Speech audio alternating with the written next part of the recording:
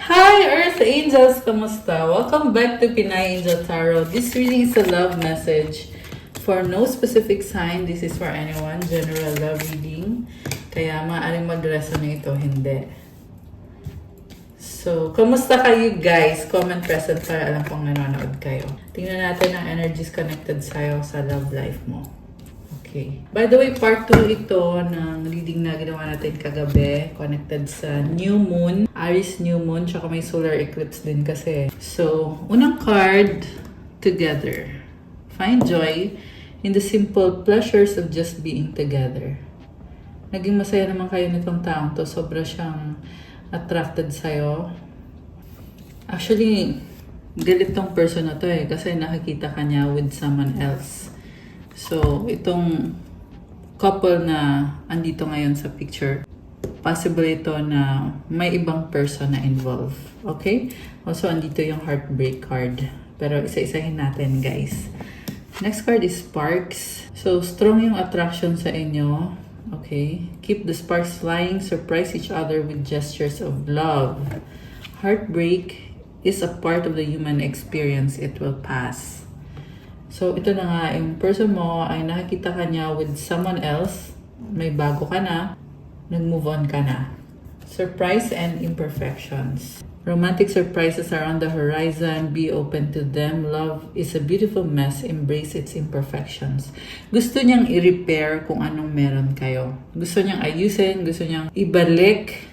Okay, kung ano man yung ginawa nitong taong to na nasaktan ka niya, gusto niyang ayusin yun. Okay? Yung nga lang ang tanong, maayos pa ba? Kasi, tingnan mo, messy. This is also someone na hindi niya maayos-ayos pa yung life niya, yung sarili niya. Gusto ka niya kaya lang may mga problem siya. Okay, so ang tanong, paano yan? Kasi I see someone who really wants you. Ayaw ka niyang mapunta sa iba. In fact, hindi niya ma-imagine na mapunta ka sa iba. Pero, nagsastruggle siya at kailangan pa niyang i-heal yung sarili niya. Family, fertility, parenthood, pregnancy, loyalty, trusting, reliability, believing. So, the reason kung bakit hindi niya mabigay sa'yo yung best niya kasi merong other family itong taong to na dun niya binubuhos lahat ng oras niya. Okay, pero yung nga yung problem kasi ikaw yung gusto makasama nitong taong to. At yung iba sa inyo ay gusto niyang magkaanak kayo. Ayan, kita mo buntis, di ba? Gusto niyang patunayan sa'yo na loyal siya, na mahal ka niya, na pwede mo siyang pagkatiwalaan. So, nakakalungkot man isipin, pero yeah, this is someone na talagang nga pala, kung hindi nyo pa napanood yung video kagabi, guys, kasi part 2 to So, dun sa reading kagabi, nakita natin na someone wants to return. Itong taong to ay gustong bumalik sa buhay mo. So, kaya ito yung part 2. Okay? So, tuloy ko na. Again, kung hindi nyo napanood yun, guys, balikan nyo na lang. Pero kung napanood nyo na, comment nyo dyan. Okay? Para alam ko. So, distance, separation, space, blockage. Okay. Merong nag-travel. So, iniwanan ka niya or iniwanan mo siya. Magkalayo kayo. Physically. Depth, awareness, importance, value, abandoned. Oh my gosh. Alam mo, sobrang emotional siya kasi feel niya, ramdam niya na iniwanan mo na siya. Grabe naman to. Shocking. Okay, ano tong nakakagulat? Spying. Okay, meron siyang sinustok sa'yo na nakakagulat social network information waste. So, you are someone na nagpo-post sa social media, okay? So, kung hindi ikaw yon, nakikita ko kasi may something na tinitingnan niya or pinapanood niya. Ayan. So, Kung mahilig ka mag-post sa social media, yan yun, tinitingnan niya. Only you, devoted, attached, crave. Okay. So, tumalon yung isang card. Tinitingnan ka niya at nafe-feel niya na gusto ka pa rin niya talaga. Conflicted, nag-reverse. Okay, bakit? Decisions, hot and cold, multiple choices. So, parang sinasabi niya dito ngayon, magbabago na ako. Or nagbabago na talaga. Ito nga kasi yung pinakita niya sa'yo na may other persons or person, may third party or more than third party, maraming options yung iba Pero sinasabi niya dito, hindi na, wala na yan, kaya nag-reverse tong card na to. At sabi dito, only you, devoted, attached, crave. Okay. Iniisip ka niya at mukhang sa akin the only way na makapag-connect siya sa'yo is through spying. Ayan, tinitingnan ka niya sa mga post mo, sa social media. Shocking. Okay.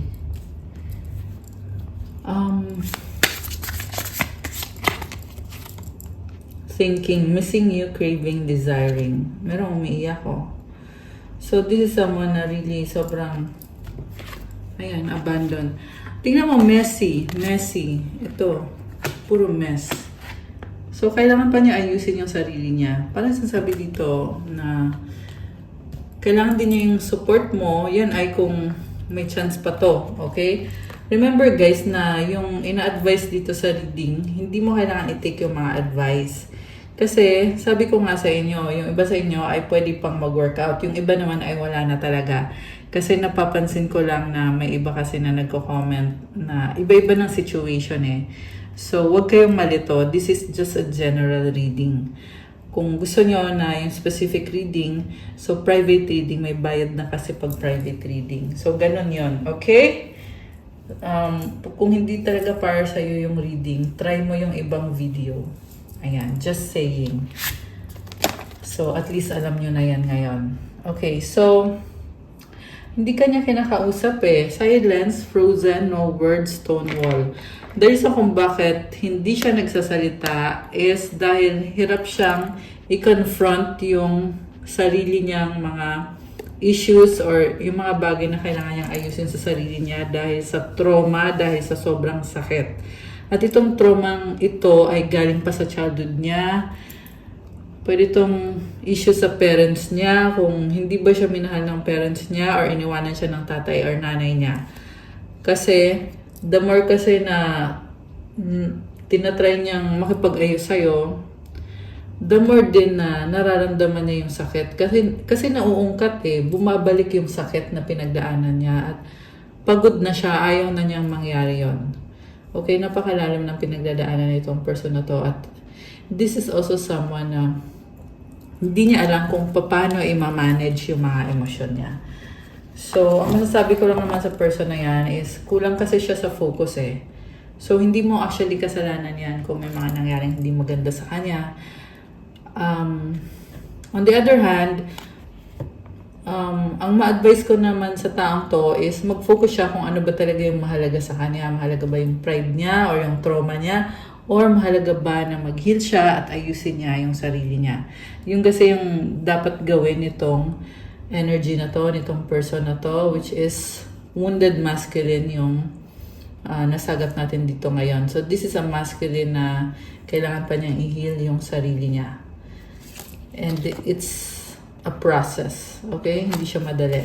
We have emotional storm, turmoil, unstable, affected. Itong turmoil, kanina pa ito lumalabas.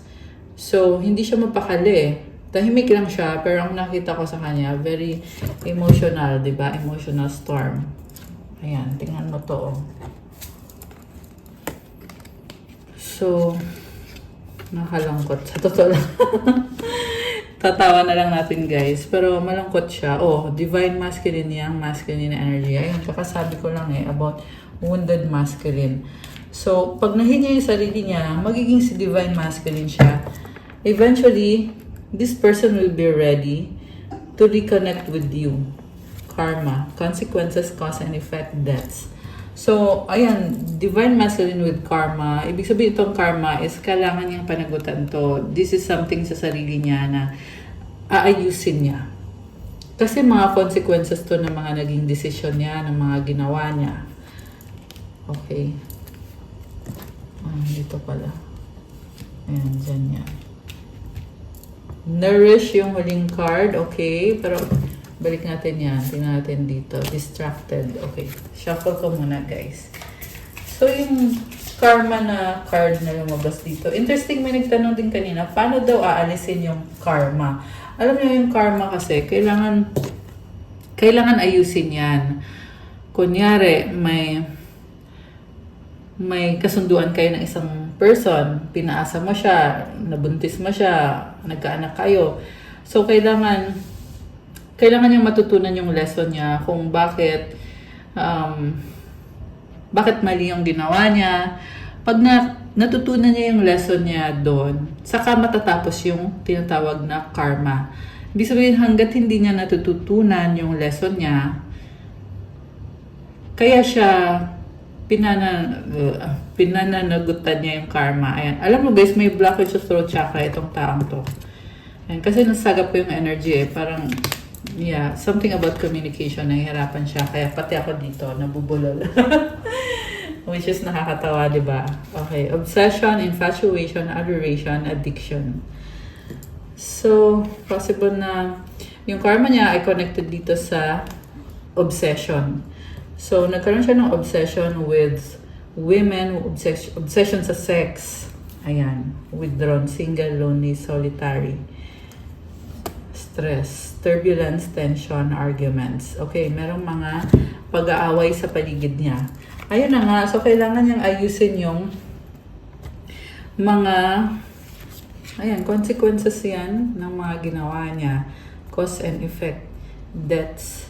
So yung iba sa inyo, meron siyang binabayaran. Part of the karma yan na pagkakautang or responsibilidad or meron siyang sinusuportahan. Yan. Okay. So, anything else about this love connection, this person, breaking point, bluff, final straw, overwhelmed, pretending mass exaggeration. Alam mo, tinitiis lang niya, pero hindi na niya kinakaya. This is someone stuck in a situation na hindi siya masaya. Ang nakita ko din dito is kinokontrol siya. Merong mga sinasabi sa kanya against his will na kunyari sang-ayon siya, kunyari okay na lang, sige, okay, gagawin ko yan. Pero sa totoo lang, hindi siya masaya sa mga pinagagagawa niya. Okay? So, pag-isipan mo rin if you want to be around this person na kasi sad to say, hindi niya kayang panindigan yung sarili niya, kaya nga siya nakastuck sa hindi magandang sitwasyon, di ba? This is someone na hindi pa niya naiangat yung sarili niya. At yun yung kailangan niyang gawin. Kailangan niyang i-overcome yung mga karmic connections. Okay. Rejection, abandonment, dismissed, irrational fear. So, feeling niya ay nireject mo na siya. Again, yung abandonment paulit-ulit dito. So, parang inisip niya na kailangan ka niya. Parang gusto niyang manghingi ng tulong sa'yo sa totoo lang. Feeling niya kasi na pag okay kayong dalawa, okay din siya or sinuswerte siya. 'Di ba? Pero remember guys na pag ikaw naman yung kumunik sa taong hindi maganda yung karma, mahahawa ka din kung ano yung karma niya. So, ingatan mo yon, 'di ba? Hindi ko naman sinasabi na lahat kayo ay ganun yung sitwasyon. Kaya pag-isipan nyo. Okay? Pag-isipan mo ng mabuti. And marami sa inyo guys na umalis na kayo dito sa sitwasyon na to at iniwanan yung taong to. Pansin mo ay gumaganda yung energy mo. Yan ay dahil tinanggal mo yung isang connection na hindi nakakabuti para sa'yo. So, minsan kasi kaya din nagkakaroon ng separation para mag-heal ka, para mag-heal din yung taong yan. And eventually, pag na-heal na kayo pareho, lalo na pag kayo ay soulmate or twin flame connection, there's a possibility na magkakaayos kayo with this divine masculine na meron siyang pinagdadaanan ngayon. Okay. And then, longing, craving, aching, wanting. Okay, sobrang attracted sa'yo, itong taong to. So, okay, tanggalin ko muna to. Kasi, gusto kong tingnan kung ano pa ba mga energies connected sa inyo ng taong to. Kung, yun sa current, kung meron bang mga possibilities. Ayan. So, tumalon tong locket. Pero, ibalik ko muna. Tingnan natin kung lalabas ulit yan mamaya. Okay. So, ano pa ba? Ano pa ba? We have mice. Okay, problems. Oh my gosh. May mga problems siya ngayon. Owls. Okay, mga chismosa. Mga pakialamero at pakialamera. Okay, ito yung pinagdadaanan ng person na to ngayon. May mga problems siya with people around them. Stork. So, umiiwas lang siya. Focus lang siya sa sarili niya kasi may mga pangarap siya. This is someone na may feeling sa'yo kahit na ang gulo-gulo ng paligid niya. Sun, okay, positivity. So, this is good. Clarity, ibig sabihin, naliliwanagan siya na yung mga tao sa paligid niya ay mga chismosa, inggitero-inggitera. Sorry sa mga words ko, pero yan kasi yung nakakita ko dito kaya kailangan ko lang sabihin. So, ito, merong mga materialistic na mga toxic sa paligid. Okay. Actually, nakita ko yung positivity sa person mo compared dito sa mga kadil niya. At ito nga yung problem kasi may kadil siyang hindi maganda yung energy. Kaya, naapektuhan din yung relationship nyo, yung pakikitungo niya sa'yo kasi na-influensyahan ng mga tao sa paligid niya na ganun yung energy. Journal, okay. Alam mo na inspire siya sa'yo, nakakita niya sa'yo na hinihil mo yung sarili mo, you are a good person and you have the stars. Kumbaga yung mga pangarap mo ay nasa kamay mo na or naaabot mo yung mga pangarap mo. At na-inspire yung person na to. Okay. We have the grave. Okay, this is an ending. So ano ngayon? Kasunod ng ending na yan. May chance ba to o ano? Okay, kasunod ng ending is, andito yung the garden. Which is, parang nag-grow ulit nag-blossom ulit, guys. Okay, so this is someone na talagang, meron siyang pinagdadaanan na transformation na nag-shift yung energy. Okay, grabe. Whip. Okay, merong person dito na hindi maganda, toxic. I mean, I'm not talking about physical, although kasama na din naman yung physical actually. Pero, okay. Nakatrap siya sa isang person na very manipulative. Clouds. Okay. Malungkot. Okay, tumalon. Snake, o, diba? Sabi sa inyo may isang situation dito na tinatry niyang malampasan. Connected sa snake na yan. Very controlling and manipulative. And for some of you guys, merong gumagawa ng spell work. Okay. So, yun yung influence sa paligid itong taong to. Ayan, hindi sa lahat magre-resonate. Okay? Pero kung kanino man nag-resonate to, at kung yung tinatanong nyo is bakit ganito yung ginagawa ng person mo, bakit ganyan, that is because dahil nga sa mga energies sa paligid niya, tsaka sa mga consequences na pinagdadaanan niya ngayon. Okay, tingnan natin from the tarot. Tingnan natin, guys. Anong intensyon itong person na to when it comes to your relationship? Anong intensyon itong person na to? Tingnan natin. Mahal ka ba nitong taong to? Or okay, ayan. Tingnan natin. Mahal ka ba niya? Or ano? Or ano ba yung intensyon niya? Tingnan natin, guys. So, ikat na lang natin. Ayan.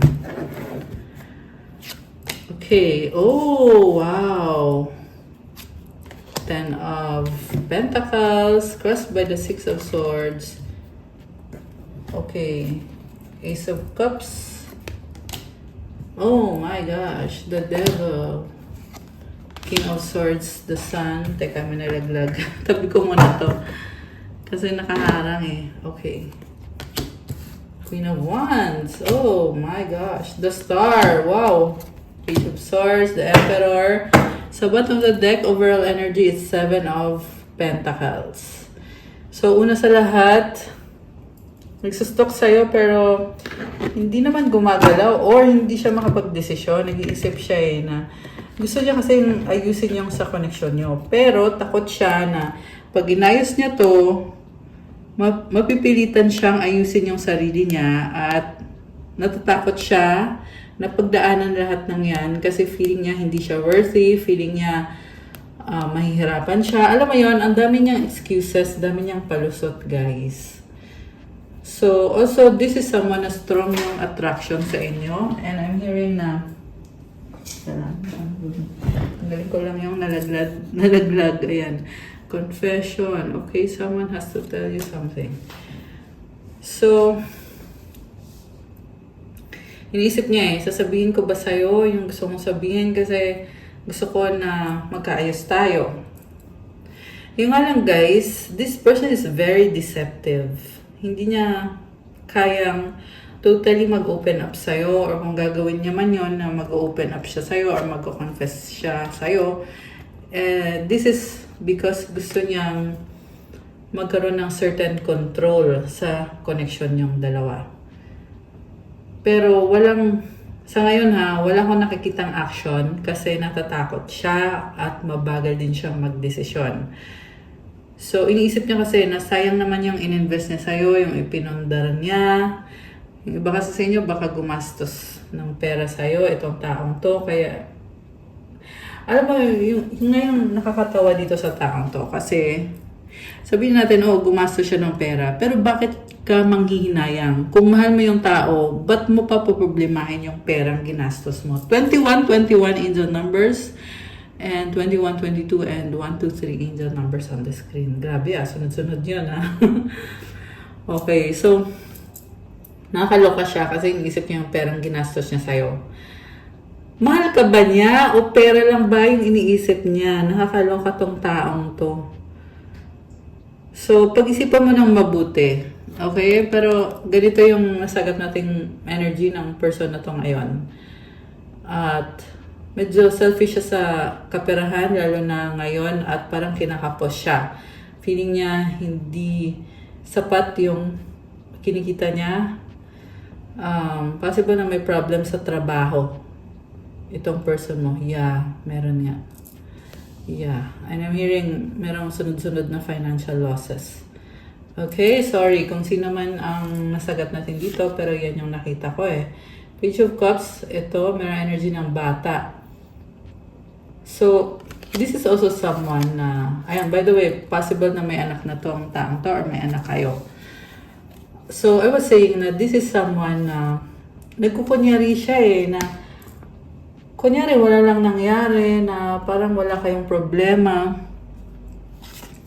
na magme-message na lang sa'yo bigla, pretending na okay kayong dalawa, na kasi hindi niya kayang maging honest. Nakakaloka tong taong to. Very pretentious. Parang pinapaniwala niya yung sarili niya na okay ang lahat. And the reason kung bakit niya ginagawa yon is gusto niya maniwala ka na siya yung may control sa inyong dalawa, siya yung strong sa inyong dalawa at hindi ikaw. And it's coming from some sort of insecurity sa kanya or kung ano man yung problema kung bakit nagkakaganon tong taong to. Ayan, magkukunyari lang siya na parang wala lang nangyari, Parang kahapon lang kayo nag-celebrate, parang ganon yung ugali. So, okay. So, tingnan natin yung ibang cards. Focus niya ngayon is 10 of Pentacles. Okay. Namimiss ka niya, namimiss niya yung times niyo together na masaya kayo. Yung basta niyo ay merong bahay dito. Teka, ayaw matanggal. Ayaw matanggal yung card. Merong bahay, merong pera. So, siguro, you shared a life together na masaya kayo. Merong dogs, it symbolizes loyalty. Merong bata, merong matanda din dito. What crosses this person is the 6 of Swords. Okay. Umalis siya. Okay, so nagkaroon kayo ng comfortable life, nagkaroon kayo ng bahay, or lupain, or money, pero iniwanan ka niya, umalis siya, di ba? And then, what lies below is the sun. Parang bigla na lang siya nagbago, no? Pero ngayon iniisip niya na gusto ko nang bumalik sa'yo ngayon. Kung iniwanan ka niya, sinasabi niya dito, babalik ako. Okay? Na parang, yun nga, parang wala lang nangyari. And then, above is the King of Swords. So, ngayon, nakita ko yung confidence ng taong to. This is someone na very logical mag-isip. So, they're not operating from their emotions, but from their mind or logic. What lies behind? Oh, third party. Okay. Nagkaroon siya ng someone else, the devil. What lies before is the Ace of Cups. So, ito na nga, kung nagkaroon ng third party, nire-release na niya, Ace of Cups is about new beginning. Parang peace offering din yung nakikita ko dito. Okay. And then, supportive energy is the Queen of Wands. Full of confidence siya ngayon na alam niya na you cannot resist him. Si Queen of Wands kasi very committed, gagawin niya lahat, bibigyan niya lahat para maging masaya ka. Ang nakita ko din sa kanya is parang alam niya kung ano yung magpapasaya sa'yo. Kung gusto mo ng flowers, ibibigay niya sa'yo yon. Ayan, may hawak siyang sunflower. At kung ano yung problem mo, tutulungan ka niya. Okay. Nakita ka niya bilang the star. Wow! The star, oh. Okay, tapan natin kasi walang suot to. So, you are someone na very high vibe. O, diba? Ang daming stars. So, humahanga tong person na to sa'yo kasi you know what you want in your life, kaya mo ang sarili mo. Okay. And then the mutual energy is Page of Swords, there is curiosity. So, parang pareho kayo nagtatanong anong meron, anong susunod. Kasi, ang daming crowds dito guys, marami pong mga bagay na hindi pa clear sa inyong dalawa or hindi pa napag-uusapan. May nakita din ako dito something about pera. Okay, ewan ko kung bakit. Doesn't make sense for me as the reader. Pero sa inyo, maybe it does. Possible na ibig sabihin nito is focus ka sa pera, siya ganun din, focus siya sa pera niya. And maganda naman yung lumabas ditong message about money. Okay. The outcome is the Emperor. So, this is someone na ma-pride at gusto niya talaga na siya yung nasusunod sa connection niyo, siya yung may control. Okay, this is very impulsive energy. By the way, it's Aries season ngayon. Ayan.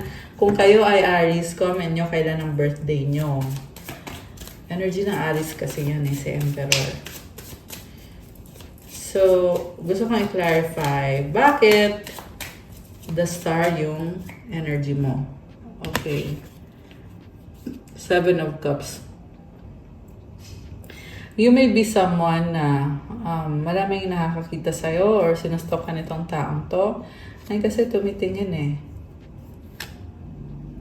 Okay. So, ayaw niya mangyari yon. Ayaw niya magkaroon ka ng options. So, I don't know. May something dito na sinasabi na marami kang options at ayaw ng person mo yun eh. Galit siya oh. Ayan oh. Queen of Swords.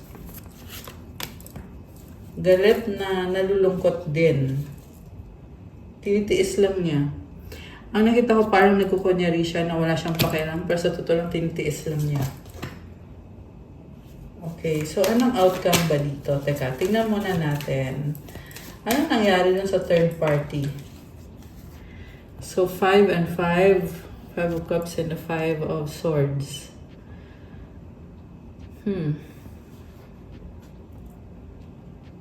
Alam mo, nagsisisi siya eh, yung tungkol sa third party. And at the same time, parang feeling niya na maling-mali talaga yung ginawa niya. Pero, hindi na pwedeng ayusin kasi nangyari na yung nangyari. Nakakaloka. Knight of Cups. This is an apology. Parang sinasabi niya dito, sorry na. Okay? Ito yung gusto niyang sabihin na hindi lumalabas sa bibig niya kasi natatakot siyang sabihin.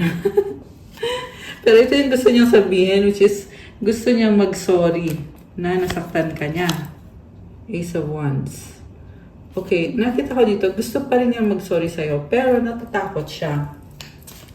And the reason kung bakit natatakot siya, kasi hindi niya alam paano ka magre-react, baka mapasama pa. Parang ganun yung iniisip niya. So, tumalon to, 9 of Cups in reverse.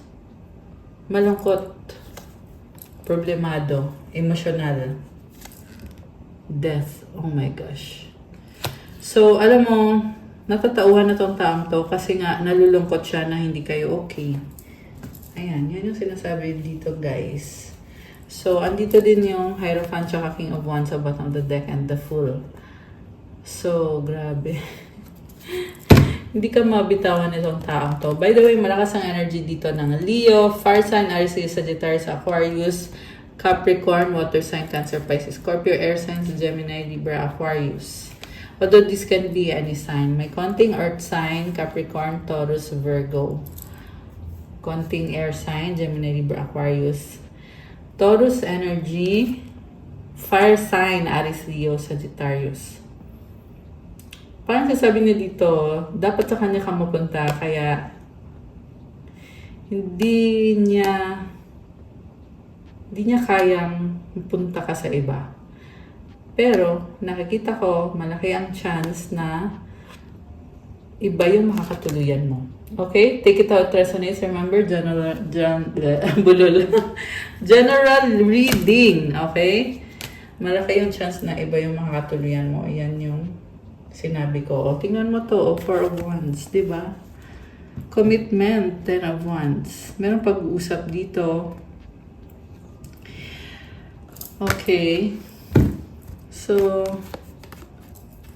possible to na kayo din yung mag-uusap ng taong yan. At sa pag-uusap na yon, dun siya nakakakuha ng lakas ng loob. Okay? Alright. 6 of Wands. Grabe. Ayaw sumuko nitong taong to. Nakakaloka. The Fool. And the Queen of Cups. Okay, ganyan ka kasi niya nakikita, you are someone na, I'm hearing trophy wife. Oh my gosh. Ganon, okay? So, 8 of Wands. Merong pag-uusap talaga dito, guys. Merong travel din. 10 of Cups. Talking, dating, 2 of Cups. Grabe. Ayun guys, alam mo, actually kanina nasabi ko may iba, diba? Pero ngayon lumalabas dito is reconciliation. Ano ibig sabihin nun? Ibig sabihin ikaw yung magdidesisyon. Gusto mo ba makipag-reconcile? Or gusto mo ba yung bagong person na makakatuluyan mo? At meron akong nakakitang wedding. So, you will be the one to decide. Okay? Yung iba sa inyo, hindi pa mangyayari agad-agad yan. Andito yung 8 of Swords. Pero, may divine timing. Okay? It's God's timing. So, maybe right now it doesn't make sense. Pero balikan mo to after 6 months. Ganun talaga guys. Pag nagpapareading. Maraming nagpapareading sa akin na bumabalik, tapos sasabihin nila, sabi mo sa akin last year na ganito, tapos hindi ko naunawaan. Tapos this year, saka ko lang naunawaan kasi ganito yung nangyari. So, nakakatuwa pag ganon. Ganon talaga. Pero, on the other hand, kung gusto nyo na sure kayo na kayo yung nasa reading, private reading mag-avail kayo guys. Kasi yan yun eh, yung mga nagpapa-private reading sa akin. Merong mga nagsasabi, na yun na nga, yung mga nireading ko daw sa kanila na hindi nila akalain. Basta, ayan. Basta, yun na yun, okay? Kasi confidential kasi yung mga private readings. So, ngayon kukuha ko kayo ng sagot sa wish nyo. Okay, nalaglag. Dali. Sige, mag-wish kayo guys. Ito yun oh. Ayan, mag-wish kayo. Mag-wish kayo ngayon. Okay. Okay, magalit sa akin kung ano man tong sagot sa wish na to. Okay, ito, mag-wish kayo.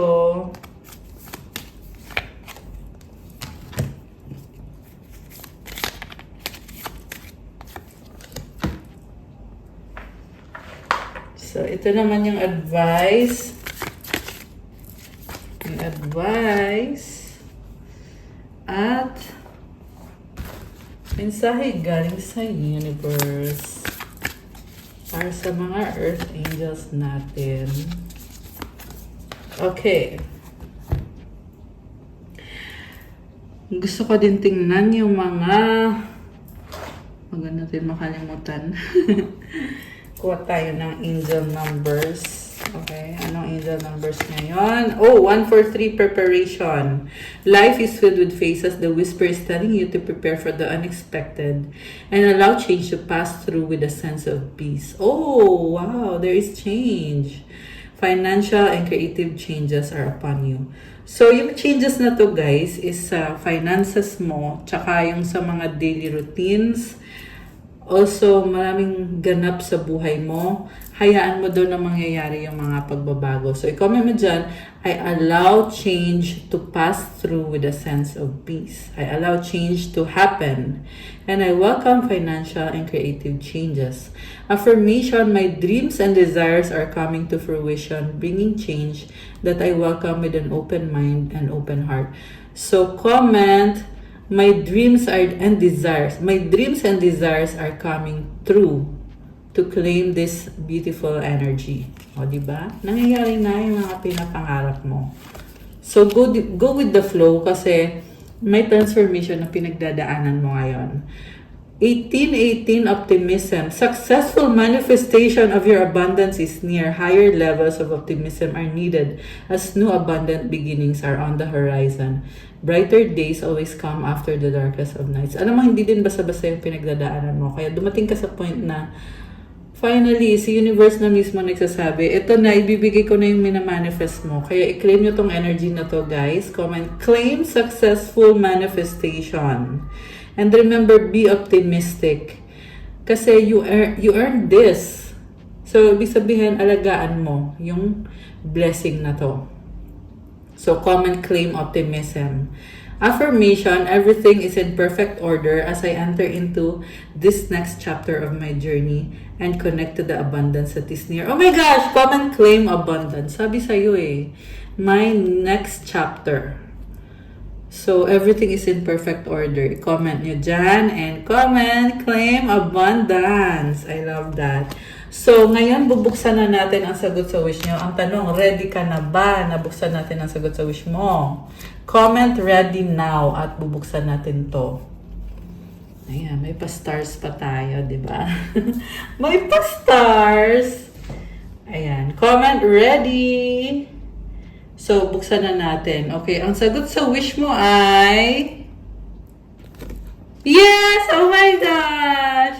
It's a yes! Congratulations! Oh my gosh!